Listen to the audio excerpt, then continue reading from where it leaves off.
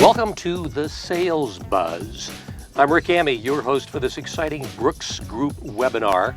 Thanks for tuning in. Today's topic, avoiding fatal sales management pitfalls. And I'm here with Bill Brooks, CEO of the Brooks Group. Bill has been a sales consultant for 28 years. He heads the Brooks Group, an international sales and sales management consulting firm based in Greensboro, North Carolina. He has authored, count them, 18 books, including 3 national bestsellers.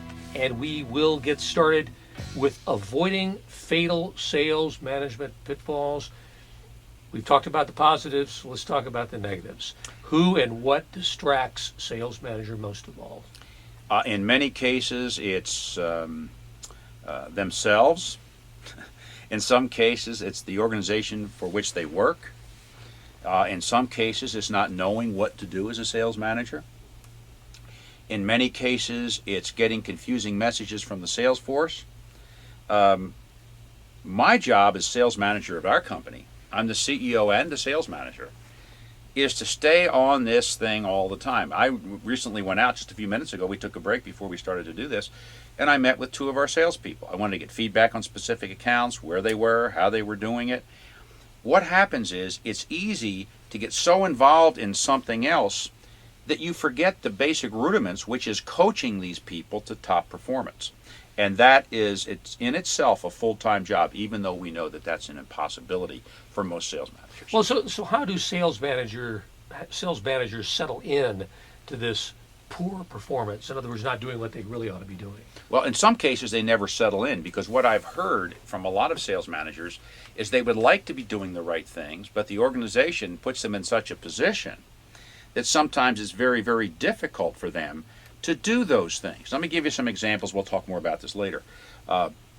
Ordering products, handling customer problems, worrying about delivery, accounts receivable, organizational politics, planning meetings, strategic sessions, communication meetings, defending the sales effort to the rest of the company.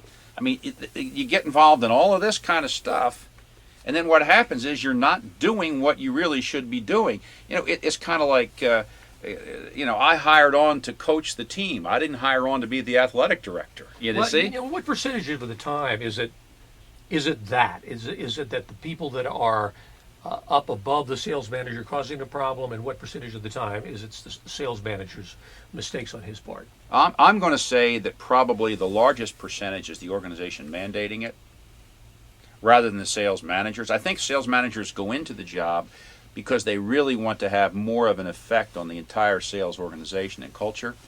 But in many cases, some of these things are dictated to them, and all of a sudden they fall into it. And then what happens is it's like changing a habit. People, I say, put your hands together, and they do that. And I say, which thumb is on top? And they say, right or left. And I say, take them apart, put it together with the opposite thumb on top. Mm-hmm. And they have trouble doing it. And then I tell them, I want you to do this the way you did it the second time for the rest of your life. Well, the truth of the matter is they're not. Mm-hmm. See? So all of a sudden you fall into a habit pattern, and then you're supposed to change. And old habits do die hard.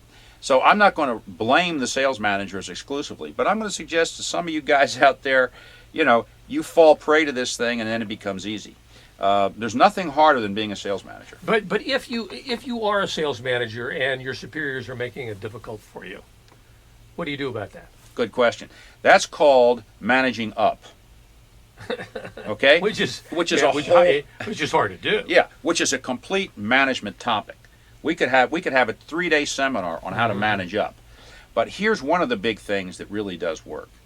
If you're constantly being pulled away from what you think is important, you need to make sure that when someone in this management structure suggests you do something or asks you to do something that's not related, here's a great thing. Simply say, okay, I'm working on these other 4 projects here. Which of them would you like me to eliminate or drop in order to handle this one? Now they understand, wait a minute, they're overloading me. Maybe, look, I have a trip next week. I'm going to go out and travel with Susan and Jane and Bob at 3 different cities in 3 different days.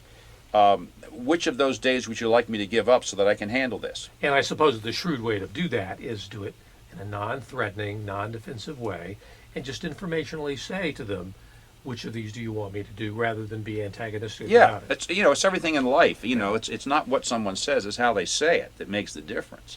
And that's just one methodology. That's called managing up.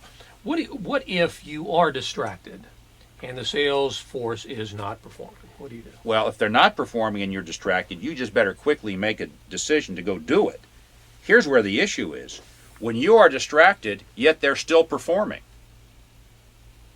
Why is that an issue? I mean, if they're Well, delivering the goods, what difference does it make? because here's what happens. They could be delivering the goods at a time that's very critical in your business. But what happens is the economy could be good.